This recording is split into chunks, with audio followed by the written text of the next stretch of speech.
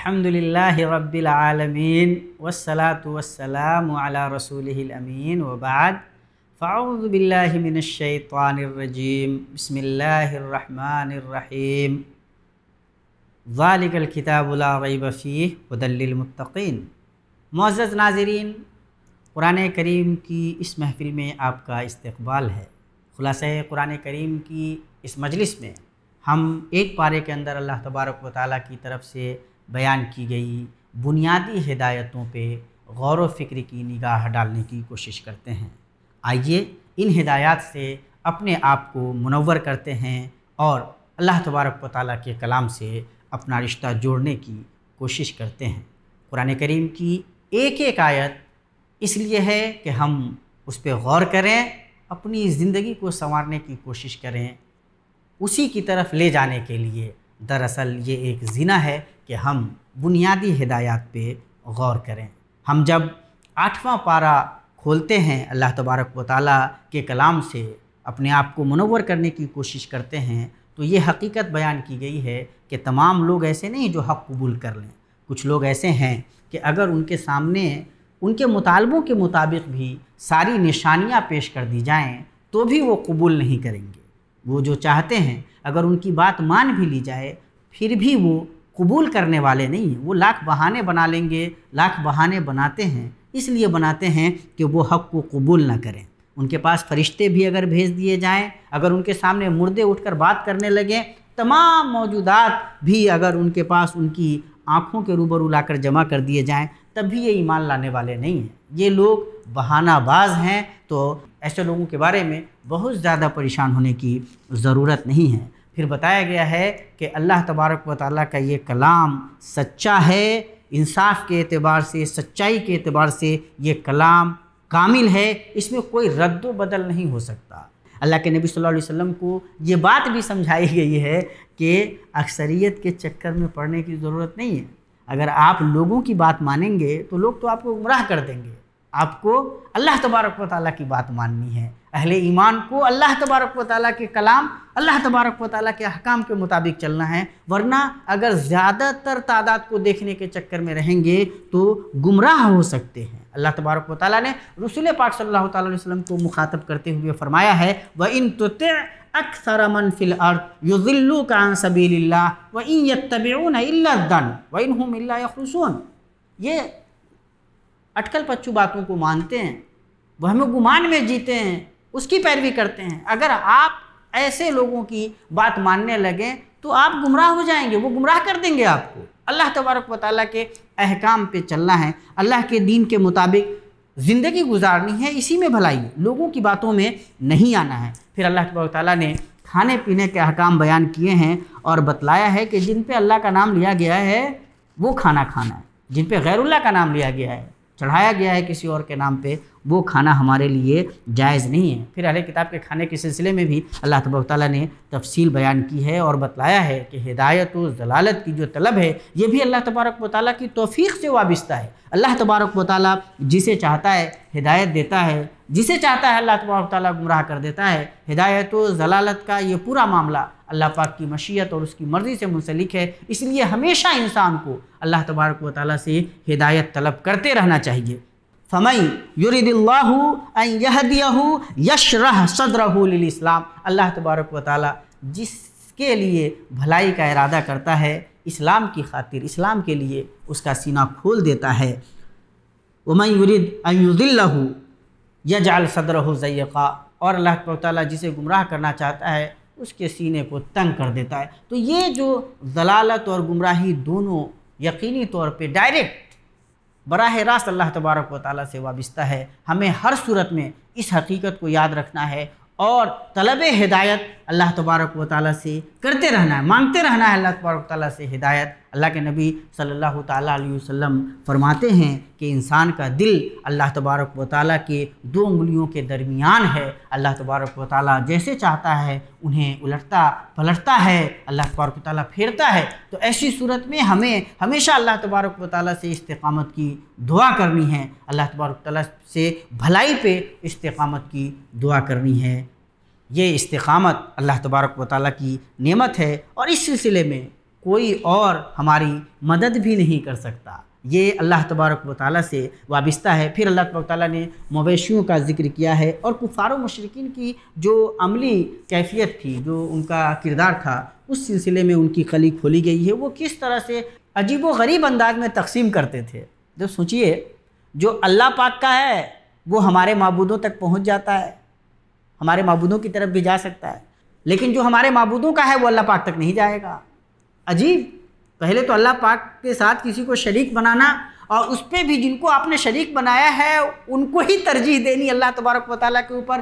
پھر کھانے کے سلسلے میں، مویشیوں کے سلسلے میں اپنے طور پہ بہت ساری چیزیں گھڑ لینا، اپنے طور پہ اصول و ضوابط طے کر لینے، جن کی کوئی دلیل اللہ تبارک و تعالیٰ نے نہیں بیان کی، نہیں اتاری۔ اللہ تبارک و تعالیٰ نے یہ تمام کیفیات بیان کی ہیں اور بتلایا ہے کہ یہ سب گمراہی کے ذرائع ہیں۔ ان چیزوں سے اہل ایمان کو بہرحال بچنا چاہیے۔ پھر اللہ تبارک و تعالیٰ نے پھلوں کی نعمتوں اور مویشیوں کی نعمت کا ذکر کیا ہے، اور فرمایا ہے کہ ہم نے جو پاکیزہ چیزیں حلال کی ہیں وہ کھاؤ، مویشیوں میں جو چیزیں ہم نے حلال کی ہیں وہ کھاؤ، جو پھل ہم نے تمہارے لیے رکھے ہیں ان پھلوں سے استفادہ کرو، اسراف سے کام مت لو، غیر ضروری طور پہ ناجائز طریقے سے مت استعمال کرو، سلیقے سے، جائز طریقے سے، مباح طریقے سے، اس طرح سے جس طرح سے کرنا چاہیے استعمال کرو۔ اور یہ ساری چیزیں اللہ پاک نے ہم انسانوں کے لیے ہی رکھی ہیں۔ جو حرام ہیں جیسے مردار ہے، خون ہے، خنزیر کا گوشت ہے، اور غیر اللہ کے نام پہ چڑھائی گئی ہوئی چیزیں ہیں، تو ان سے بچو۔ بقیہ جو چیزیں ہیں ان سے استفادہ کرو،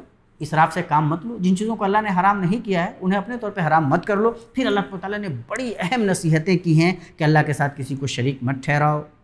یہ بار بار اللہ تعالیٰ یہ نصیحت کرتا ہے، بہت کان دھرنے کی ضرورت ہے۔ ماں باپ کے ساتھ حسن سلوک کرو، اپنے بچوں کو اس ڈر سے مت قتل کر دو کہ تمہیں فاقہ کشی ہو جائے گی۔ آج کی دنیا میں، اتنی ترقی یافتہ دنیا میں بھی، جب مختلف ذرائع ہیں، لوگوں کو یہ حقیقت یاد نہیں رہتی اور وہ مختلف طریقوں سے اپنے بچوں کو قتل کرنے کی غلطی کرتے ہیں، اتنا بڑا گناہ کرتے ہیں۔ اللہ تبارک و تعالیٰ ہمیں سمجھداری دے۔ اللہ تبارک و تعالیٰ پہ ایمان کا تقاضا یہ ہے کہ جو اللہ ہمیں کھلاتا ہے وہی اللہ ہمارے بچوں کو بھی کھلائے گا۔ یہ ایمان بہت ضروری ہے۔ اللہ تبارک و تعالیٰ نصیحت کر رہا ہے کہ ظاہر و باطن ہر طرح کی بے حیائی سے بچو، ناحق قتل مت کرو، یتیم کا مال ناحق مت کھاؤ، وزن کرو تو پورا کرو، بولو تو انصاف سے کام لو، کسی کا لحاظ مت کرو، کسی کو دیکھ کر، منہ دیکھ کر پھر مت جاؤ، حقیقت سے، حق سے، انصاف سے پھر مت جاؤ۔ جو بھی حق ہے، جو سچ ہے، اہل ایمان کا کام یہ ہے کہ وہ حق اور سچ کے ساتھ ہوں گے، بولیں گے تو سچ بولیں گے اور حق پہ قائم رہیں گے۔ وَأَنَّ هَذَا صِرَاطِي مُسْتَقِيمًا فَاتَّبِعُوهُ وَلَا تَتَّبِعُوا السُّبُلَ فَتَفَرَّقَ بِكُمْ عَنْ سَبِيلِهِ ذَلِكُمْ وَصَّاكُمْ بِهِ لَعَلَّكُمْ تَتَّقُونَ۔ یہ جو اللہ کے نبی صلی اللہ تعالیٰ علیہ وسلم کی دکھائی ہوئی سیدھی راہ ہے، اس راہ پہ مسلمانوں کو چلنا ہے، اس راز کو لازم پکڑنا ہے۔ اس سلسلے میں حضرت ابراہیم علیہ السلام کی جو ملت حنیفی ہے اس کو لازم پکڑنے کے لیے کہا گیا ہے، جو توحید سے عبارت ہے، شرک کی مخالفت سے عبارت ہے، جو اس بات کا اعلان ہے کہ قل ان صلاتی و نسکی و محیایا و مماتی للہ رب العالمین لا شریک لہ وبذالک امرت وانا اول المسلمین۔ یہ جو ہم سب کچھ کرتے ہیں، جو کچھ بھی عبادتیں کرتے ہیں، ہم مناسک ادا کرتے ہیں، اللہ تبارک و تعالیٰ کے لیے کرتے ہیں۔ یہ ساری چیزیں ہم اللہ تبارک و تعالیٰ کے لیے کرتے ہیں۔ ہم شرک کے خلاف ہیں، ہم شرک نہیں کر سکتے۔ یہ جو ملت ابراہیمی کی بنیاد ہے، اس بنیاد کو ذہن میں رکھنا ہے کہ ہم سب کچھ اللہ پاک کے لیے کرتے ہیں، یہی اخلاص ہے، اللہ ہی کے لیے کرنا ہے، اور یہی نیت ہمیشہ، اس نیت کا ہمیشہ ہم ایمان والوں کو جائزہ بھی لینا ہے۔ پھر اللہ تبارک و تعالیٰ نے اسی پارے میں سورہ اعراف بھی ہے، اس کے شروع میں قرآن کریم کی عظمت بیان کی گئی ہے اور بتلایا گیا ہے کہ یہ قرآن اللہ تبارک و تعالیٰ کا نازل کردہ ہے، سامان ہدایت ہے، اور ظاہر ہے کہ جب سامان ہدایت ہے تو اسی کا اتباع بھی ہونا چاہیے۔ پھر اس حقیقت کی طرف ہماری توجہ مبذول کرائی گئی ہے کہ قیامت واقع ہوگی اور میزان بھی قائم ہوگی۔ والوزن یومئذ الحق، حق ہے یہ وزن، ہمارے اعمال تولے جائیں گے۔ پھر اللہ تبارک و تعالیٰ نے آدم اور ابلیس کا قصہ بیان کیا ہے کہ اللہ تبارک و تعالیٰ نے جب آدم علیہ السلام کو پیدا کیا اور ابلیس سے کہا کہ اسے سجدہ کرو تو اس نے منع کر دیا، کہا کہ میں تو اس سے انا خیر منہ، میں تو اس سے بہتر ہوں، آپ نے اسے مٹی سے بنایا ہے، مجھے آگ سے بنایا ہے، میں کیسے اسے سجدہ کروں گا؟ اللہ تعالیٰ نے کہا تم راندہ درگاہ ہو جاؤ، تم نے ہماری حکم عدولی کی ہے کہ اچھا جب آپ ہمیں راندہ درگاہی کر رہے ہیں تو ہمیں یہ موقع دیجئے کہ ہم آدم کی آل اولاد کو، بنی آدم کو ہم گمراہ کریں گے۔ اللہ تبارک تعالیٰ نے کہا کہ جاؤ، تمہارا بھی اور جو تمہارے راستے پہ آئیں گے ان تمام کا ٹھکانہ ہم جہنم بنانے والے ہیں۔ تو بہت زیادہ اس پہ غور کرنے کی ضرورت ہے کہ شیطان نے اللہ تبارک و تعالیٰ سے یہ مہلت مانگی ہوئی ہے اور وہ بنی آدم کے پیچھے پڑا ہوا ہے۔ اس نے آدم و حوا علیہما الصلاۃ والتسلیم ان دونوں کو بھی بڑی چالاکی سے بہکایا، جا کر کے ایسے ملا جیسے وہ کتنا بڑا خیر خواہ ہے، میں تو تمہارا بہت زیادہ خیر خواہ ہوں، یہ درخت کا کھا لو۔ اور ہمارے آدم علیہ السلام سے وہ غلطی ہو گئی اور اس کی پاداش میں انہیں زمین پہ آنا پڑا۔ اتنا ہی نہیں بلکہ وہ بے پردہ بھی ہو گئے۔ پھر انہیں احساس ہوا، جنت کے تنے وہ لے کر کے اپنی شرمگاہوں کو ڈھانکنے لگے۔ یہ بے پردہ کرنے کی کوشش شیطان کی بہت ہی پرانی کوشش ہے۔ آج کے زمانے میں بھی شیطان لگاتار ہمیں بے حیائی اور بے پردگی کی طرف لے جانا چاہتا ہے۔ وہ تمام لوگ جو اس راستے پہ لے جانے کی کوشش کر رہے ہیں شیطان ہیں، شیطان کے دوست ہیں اور ان سے بچنے کی ضرورت ہے۔ اس پورے واقعے کو بیان کرنے کے بعد اللہ تبارک تعالیٰ نے 4 بڑی بڑی نصیحتیں بھی کی ہیں۔ اللہ تبارک تعالیٰ کہہ رہے ہیں کہ یہ جو لباس اللہ تبارک و تعالیٰ نے اتارا ہے، یہ پوشاک، یہ حیا کے لیے ہے، یہ تمہاری شرمگاہوں کی حفاظت کے لیے ہے، ستر پوشی ہے اس میں، اور اس میں زینت بھی ہے۔ اس لیے شیطانوں کی باتوں میں مت آؤ، لباس کا جو سلیقہ اسلام نے سکھایا ہے اس سلیقے کو برتو، ساتھ ہی شیطان کی پیروی مت کرو۔ شیطان نے تمہارے باپ کو بہکایا، یہ تمہیں بھی بہکانے کی راہ پہ لگا ہوا ہے، شیطان کی بات میں مت آؤ۔ پھر اللہ تبارک تعالیٰ نے ایک تیسری بڑی نصیحت کی ہے کہ جب مسجد جاؤ تو سامان زینت اختیار کرو اور کھاؤ پیو، اسراف سے کام مت لو۔ اللہ تبارک تعالیٰ اسراف کرنے والوں کو پسند نہیں کرتا۔ ایک اور بات یہ کہی گئی ہے کہ جو لوگ انبیاء کی دعوت کو قبول کرتے ہیں اور ان کی راہ پہ چلتے ہیں وہی لوگ کامیاب ہونے والے ہیں، اور جو انبیاء کی دعوت قبول نہیں کرتے، نہیں مانتے، ان کے لیے بہرحال کامیابی نہیں ہے۔ پھر جنت اور جہنم والوں کے درمیان جو گفتگو ہوگی وہ منظر اللہ تبارک تعالیٰ نے بیان فرمایا ہے کہ اہل جنت کس طرح سے خوش ہوں گے اور اہل جہنم سے پوچھیں گے ہم سے اللہ پاک نے تو جو وعدہ کیا تھا وہ وعدہ پورا ہو گیا، تم بتاؤ تمہارے ساتھ کیا ہوگا۔ اہل جہنم کو بھی اعتراف ہی کرنا پڑے گا۔ اہل جہنم وہ جب دیکھیں گے جنت والوں کو ان نعمتوں میں تو کہیں گے کہ بھائی تمہارے پاس تو ساری نعمتیں ہیں، ذرا کچھ ہمیں بھی دے دو، پانی ہی دے دو۔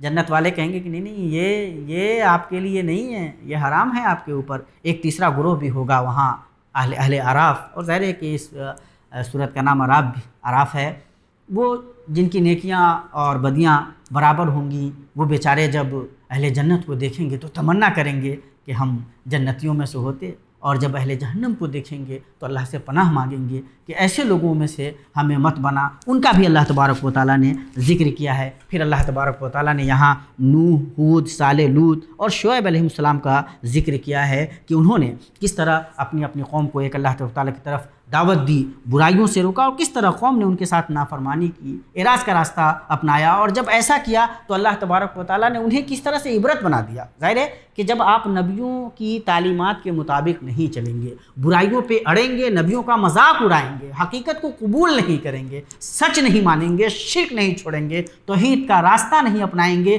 تو لازمی طور پہ اس کے بعد کی جو کیفیت ہے وہ اس کیفیت سے آپ کو دوچار ہونا پڑے گا۔ ان تمام نبیوں کہ جو یہ واقعات اللہ تبارک و تعالیٰ بار بار قرآن کریم میں مختلف سلیقے سے، مختلف انداز میں تبشیر و انذار کے ساتھ بیان فرماتا ہے، وہ اس لیے کہ ہم اچھی باتوں پہ عمل کریں، برائیوں سے رکیں، نبیوں کا جو راستہ ہے اس راستے کو اپنائیں۔ انہوں نے جس توحید کی، جس ایمان کی، جس دین کی طرف بلایا ہے، جس سچائی کی طرف دعوت دی ہے، اس سچائی کو قبول کریں اور اپنے آپ کو برائیوں سے بچائیں، شرک سے بچائیں۔ یہی نبیوں کا راستہ ہے، یہی نبیوں کی دعوت ہے۔ اقول قولی ھذا واستغفر اللہ لی ولکم ولسائر المسلمین فاستغفروہ انہ ھو الغفور الرحیم۔ والسلام علیکم ورحمۃ اللہ وبرکاتہ۔